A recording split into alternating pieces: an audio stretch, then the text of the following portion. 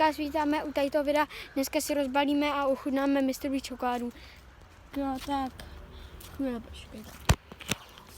Tak jo, rozbal to. Já to jdu rozbalit, pokusím se to neroztrhnout. No. No to nebylo tak hnusné. Dávajte plus odběr, no, abych vám mohl dělat nějaký lepší reakce. A chutnávky. No, chutnávky, právě. Já to dělám opatrně lidi, aby Mikeš nebyl nasranej. Ale to můžeš dělat trošku rychlejší. Okay. Jak to děláš? Yes. Nice. Oh, OK, vypadá to hezky. To bude pro mě rozteký.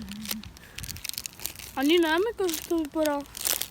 Byli jsme teda original, protože nevím, jak chutnají ostatní. Nevím, jak chutná original. Nevíme, jak chutnají všechny. No, nevíme vůbec, jak chutná Mr. Beast čokoláda. Že? Tak jo. To je docela dobrý. Dobrý. Kolik tomu dáváš, kamaráde? 9 z 10. Já tomu dávám tak 8 z 10, protože ona je to hořká čokoláda taková trošičku. Není to hořký, ale není to takový... Je to hořký, ale není to prostě... Tohle čokoláda bych klidně jíst třeba snědl celou sám. Nebo se nechutnají tím sladký čokolády a tomu se bych klidně se jako dál. Takže se rovnou a dejte odběr. A je to dobrý.